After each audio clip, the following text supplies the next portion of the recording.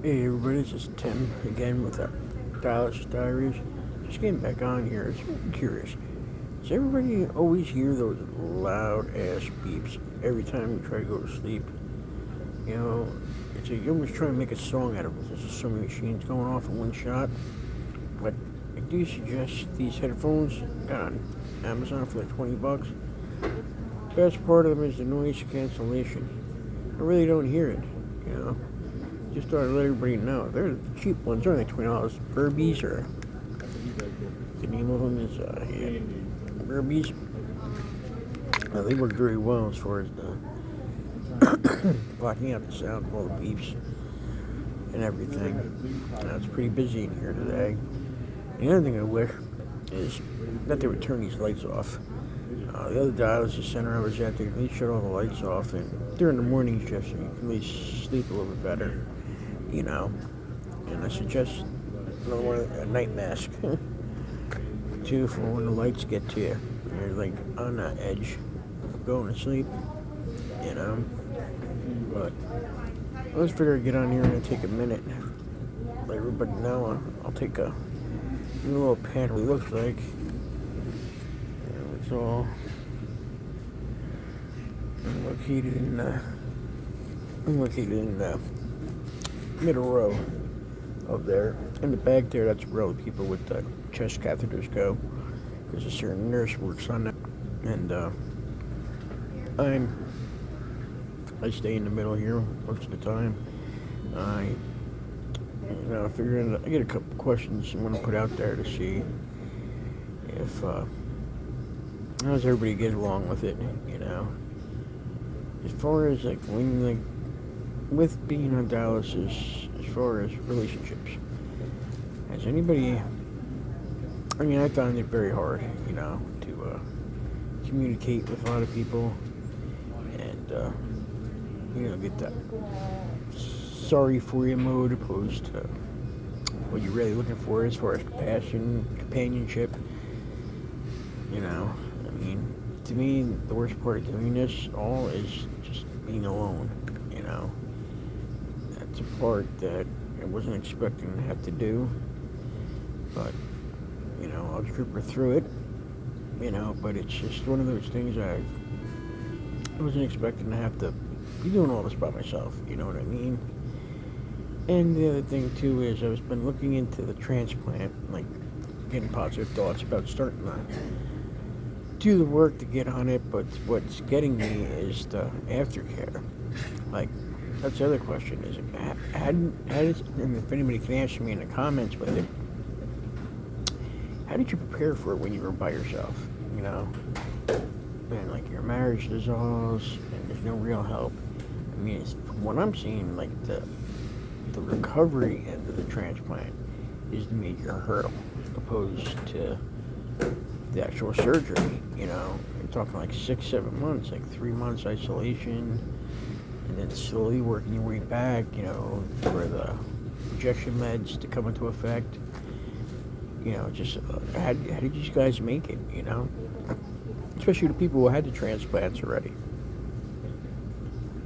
Or even the people that are prepared for the transplant. You know, there would definitely be some, if you could please leave some info in the comments about it.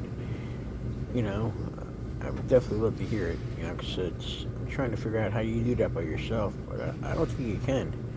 You know, because they want transportation to and from the doctors. They want somebody there with you, help preparing meals and stuff. And when you're by yourself, I mean, how do you make that work? Because they were saying you can't be on the list if you're in a nursing home. And I thought people like that would be the perfect spot to be. You know, you get all the aftercare you need, you know, in a nursing facility or an assisted living facility, especially after the operation, you know. I mean, for some of us to go right home with no help, I don't see how that would work, you know. So, I mean, what I was told is you couldn't get on the transplant list while you were in a nursing home. So that's why I haven't tried, to be honest with everybody. You know, I put it off until I can get out of here, you know, and that's why I kind of don't want to go to assisted living, because I do want to get a transplant, you know. I don't think you can get one analyst in there either. I mean, to be honest with me, they could be bullshitting with me. Who knows nowadays? I mean, I've heard a couple things over the last couple of days that have been defunct, by fellow Dallas Warriors who've been through it and told me the actual truth. I just found, there's a lot of misinformation going on out there, and I find it better when I get information directly from you guys, the people who have gone through it, It's always the best way to get info. I feel like it, and that was something that was on my mind a lot too, and the losing weight, to reiterate what I said in the last video, is I seen the picture before, like an analysis, and then now, and it's like it's scary, you know what I mean? It's like it looks like I'm dying, to be honest with you. Definitely trying my hardest on how to do it, you know what I mean, to maintain eating the dialysis, but it just seems like I keep losing more and more weight. I tried to do the weight gainer shakes, try to eat as much as I can, and the nursing home ain't exactly helping with the food they serve, which is kind of outrageous, but for, especially, since they take all your Social Security, and give you $50 to live on a month, who the hell can live on that? I can't buy clothes I need for a different season, especially with all this weight I'm losing. My clothes don't exactly fit anymore, so I gotta get new underwear, new undershirts. I never thought I'd say I'd need to get new size underwear before, but wow. They really do. Extra large underwear falls off me now. I gotta get either a large or medium now and get measured and get on new underwear, but I wasn't expecting that at all. I don't think I've ever been that skinny as I am now, which is kind of scary on one hand, but I also want to try and regain the weight, but, it's like people who've been on dialysis and then have to transplant. Were you able to gain all the weight back? For you to read, Mr. Thank Moore. you. Yeah, I got my, for the month. For you to read, okay? What is your fluid zone? Let's see. Are you at your target weight? Within a normal blood pressure range, breathing easily, free of swelling, energetic. You are doing a great job. Continue to perform your dialysis treatments as prescribed. Follow your sodium and fluid limits. Take your medications as directed.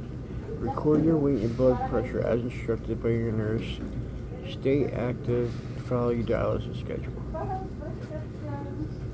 Yellow zone. You might experience height, weight gain or blood pressure, shortness of breath with activity, swelling of the ankles, wrists, hands, or face, or abdomen, increased coughing. If you have any of the above symptoms, take these actions. Reach out to your care team about your symptoms and discuss next steps. Take your medications as instructed. Closely follow fluid and sodium restrictions. Perform your dialysis treatments as prescribed. Do not miss your dialysis treatments.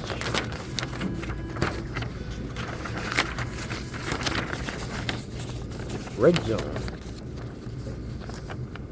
Very high weight gain or blood pressure, swelling of ankles, wrists, hands, face, or abdomen, chest tightness or pain, wheezing or trouble breathing at rest, confusion, drowsiness, or weakness. If you have any of these symptoms, notify your team and or your doctor. Based on your advice, seek medical care. Call 911 or go to ER if you need emergent medical care. Talk to your dietitian, nurse, or doctor or guidance about what would be considered high or very high weight gained and blood pressure for you. Alright, let's see what this one is. keys to effective dialysis treatments. That's what they say. Your doctor prescribes your dialysis schedule to keep your toxins and fluids from causing problems in your body. Coming treatment can make you feel better. It can also lower your risk of going to the hospital. Yes, that's something I do have to say. I definitely do not recommend missing any sessions. Last December, before I got into the nursing home, I missed 3 sessions. It wasn't on purpose. It was due to me putting other people first before myself. And what happened? I tell you, I'm crazy. I mean, I was in the hospital at the time, thank God, and I thought I was like in the middle of Men in Black. Like, I thought they were kidnapping me. I thought there was aliens everywhere. Like, it felt so real, you know. It was crazy, you know. Then they gave me an emergency dialysis sessions, like back to back, which I guess cleared all the toxins and everything out of my body and the fluid.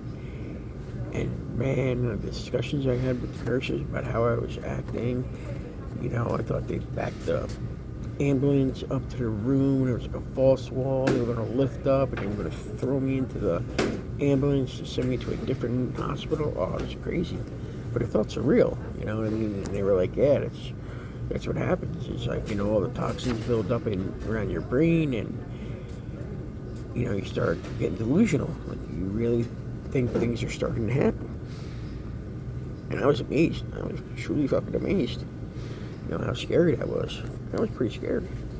You know, but after that, you know, after that happened, they put me in emergency dialysis sessions. And then my big toe was infected at the time. Then next day they amputated my toe, the big toe, and this is all on New Year's Day. And then what happened is they sent me home New Year's Day with the toe amputated, like literally just cut the toe off maybe 6 hours earlier. You know, they didn't even put a boot on it. Just, they didn't even crutches or anything. They just told me to stay off of it, wheelchair me literally from the hospital to an Uber and then home. I literally crawled up the steps to my old apartment to get inside. That was quite a traumatic incident, you know. And then what happened was, that time I didn't last 2 weeks. I was back in the hospital 2 days later because the foot got infected. You know, because I couldn't change the bandage. You know, I was missing dialysis. A whole bunch of stuff accumulated at that time. So when that happened, they sent me back into the hospital. And that's when the doctors came in and they were like, you're going to have Mr. Mullins, you're going to have to go to a rehab facility, you know, just because of the fact that, you know, I was missing the dialysis, the operation I had on my foot, the care that I would need. And I wasn't getting that at home because, excuse me, one, I lost my Medicaid at the time, so I lost my transportation to dialysis. But there's no way with my foot just being operating on that I could take the bus there like I was doing. You know, granted, I wasn't getting my full session, but it was something better than nothing. You know, so I couldn't, like, I was kind of a blessing to go back to the hospital because I could do the dialysis there. But what ended up happening is they sent me to the nursing home I'm in now, Laurel Bay. You know, and once I got there, that's when they set up my dialysis schedule, and I really didn't miss any sessions. Maybe once or twice I missed a session in the very beginning when I was here, because of the fact that I was in so much pain from my foot, from all the stuff they were doing, all the debriding, cutting off the rack. Because they said the wound had to heal from the inside out, not the outside in. So as the wound started to heal up and like seal up from the top, they would come in every Friday and cut it around and open it back up, so it would actually start to heal from the bottom. I mean, I see why they do it now after it's healed. You know, it's pretty solid now, but man, those are some painful days, man. And especially back then, it's like they were coming on Friday to do it. My dialysis the next morning. Actually, by the time dialysis came rolled around, my foot was so sore that if I lifted it a little bit, it hurt. So I used to fight him a lot for like the first 2 weeks about going to dialysis. It was my decision. I want to stop. I don't want to go today, which I shouldn't have gone. I shouldn't have done. I should have gone. I don't recommend anybody missing a session at all. But it just goes back to how I felt at the time. I was just in way too much pain. Way too much pain. Let me get back to the list here. Alright, we're going to go with time on dialysis. The length of each dialysis treatment is determined by your doctor. You spend just enough time connected to the machine to clean all your blood. If you leave early, toxins and fluids can be left behind. Stay for your entire treatment to make sure toxins and fluids have been removed. Yes, I definitely recommend staying. I don't recommend getting cut off. I don't recommend stopping early, especially one of the biggest problems I had was with the transportation. Like sometimes I have to get late, sometimes I'd be super late, sometimes I'd be medium late, and I always have to cut my session off lower, thinking that they were never going to come pick me up. So like sometimes if they were a half hour late, I would lose a half hour time. If they were 10 minutes late, I would lose 10 minutes time. If I was 15 minutes late, Sarah, like I keeps going. But what I learned when I got into this new facility, I can stay my full term. So if they were a half hour late, they were going to have to wait a half hour to pick me up when I was done, until I was done. There was no knocking on the door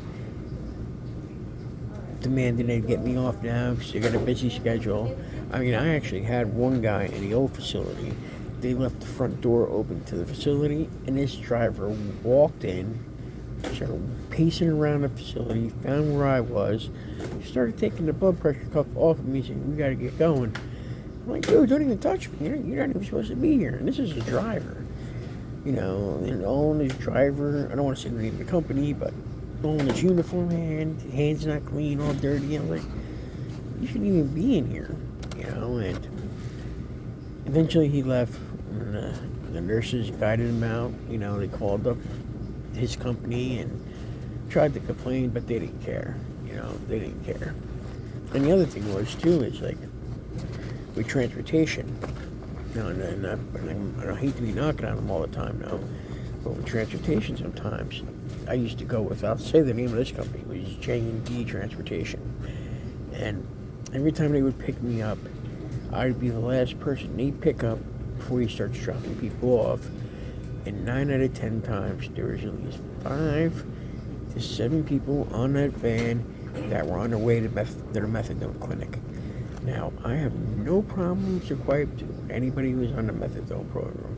I hope it helps them, God bless them, and I hope it works. My problem is the ones going to the methadone clinic that were sick, with like the flu or the cold or something. And they'd come on that van, they'd sit in front of me, behind me, just coughing everywhere, not covering their mouths, not covering their nose, sneezing, touching everything. I actually got sick a couple times and spent a couple months in the hospital because of it. And complained to the company about it, but they didn't care. I mean, that company was so shady that the driver got caught buying the methadone off of the people. It was just a whole bunch of shady stuff. But that's the type of transportation New Jersey sets up for you. In my personal opinion, I think there should be transportation companies just set up just for the people on dialysis alone, because it's not a cure, a cure procedure that we're having done here. This is life maintaining, life sustaining. Like, if we're late, we're sick or something like that could kill us. And they don't care. I mean, I actually had the driver say to me one time, the people going on the methadone are more important than I am. They need it more than that. It was crazy. Freaking crazy. I couldn't believe he said that to me. But, your eyes open. And, like, when you get sick, when you see a lot of the things you never thought you'd see again. All right, get back to the list here. To a strong, well-maintained dialysis access. Your dialysis access can have a big impact on how well your blood is filtered. The central venous catheter, CVC, may cause slower blood flow through the machine than a fistula or graft. This means less blood is cleaned during your treatment. Talk to your doctor or dialysis care team about permanent access options. A fistula or graft may improve your treatments and help you feel better. Yes, that is true. You know, when I had the neck catheter on both sides, my left and my right side. And to be honest with you, I had 5 catheters. 4 of them fell out or got pulled out. Either or, one or the other. Some got pulled out, some fell out. But the last one they put it on my neck here, but they stitched it down my chest. So there was no way that thing was getting, if that thing would have got pulled out, it was taking chunks of skin with it. But I was telling somebody about that too. The one night I woke up in bed and I thought it was like a mass murder scene going on. Like, I thought it was sweat that was soaked up the mattress. Sheets and everything, but it was blood because when the catheter pulled out, it still squirted.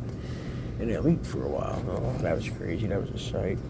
And then a couple other times, it did that too, where I fell asleep on the couch and I rolled over too tight and it pulled out, and back then when I first got it, my wife was very conscious of the catheter on my chest. So when we ever got intimate, she was always worried.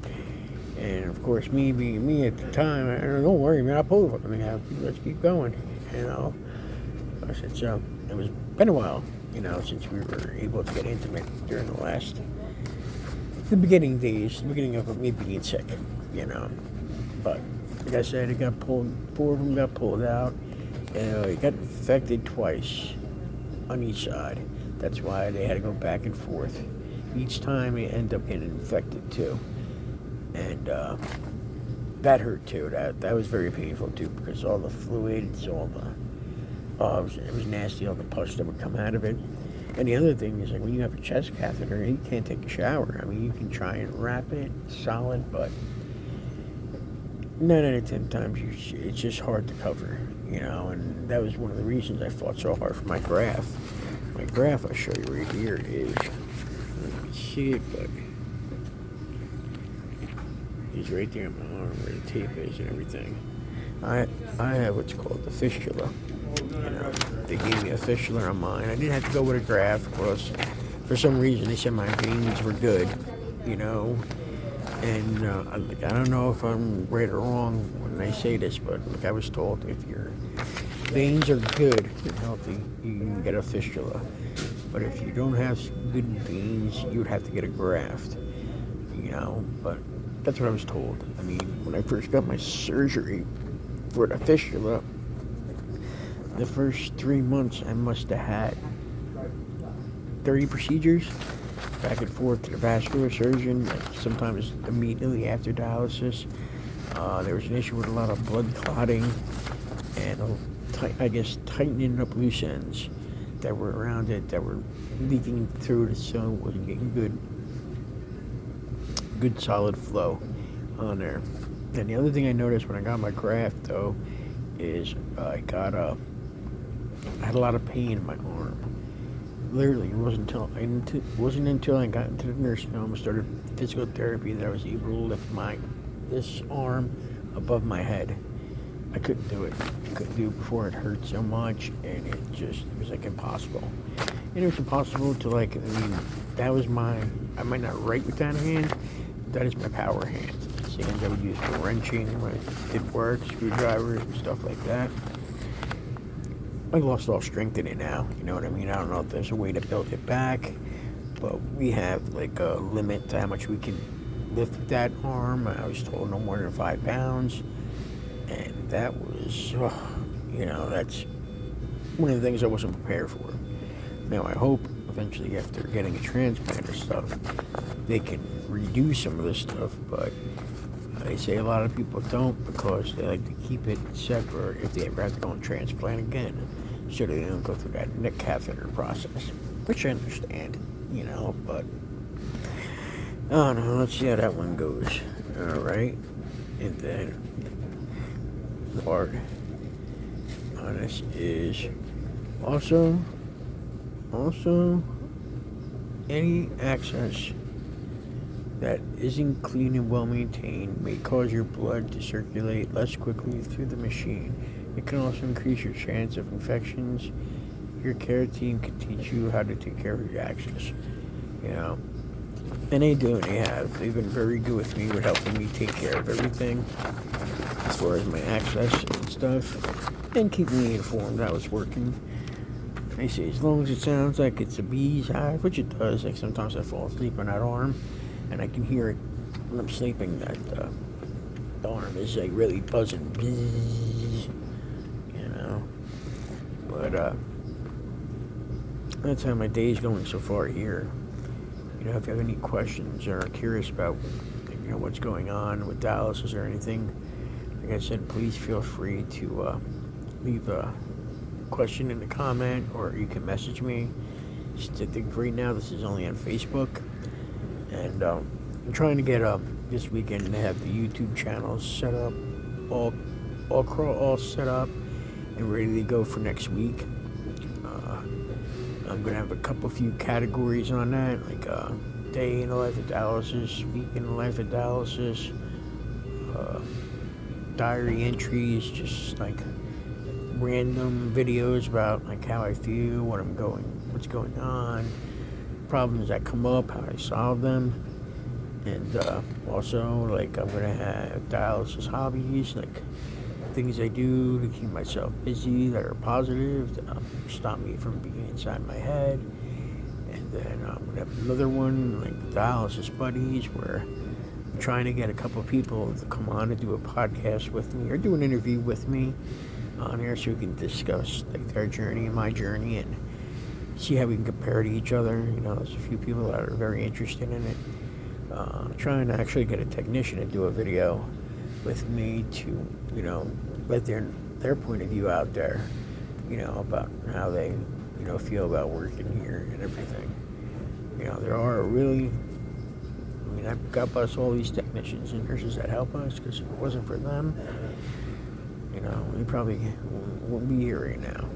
And not for nothing, it's like when you get down to the path that I am, as far as how my personal life is, these are the only people we have left that we see every day consistently, we talk to, you know. It's good, and I recommend get very friendly with your technicians, you know, because they become your best friends. I mean, let's be honest, you know, blood pressure's going off again. You know, I take my blood pressure every so often on here, you know, to make sure my blood sugar, my blood pressure doesn't go down so low on there. But I think we'll wrap this one up for now. I'm going to do another video once I get out of here. Hopefully as soon as I get home. I'm going to try not to fall asleep, you know, because I want to get a video at least once this week of me back home before the sleep kicks in. So at least you can see how everything is till I get there. Alrighty. So if you like what you see so far, please like and subscribe. Follow if you can. If you have any questions, feel free to either leave them in the comments or message me. And talk to everybody soon, and love yous.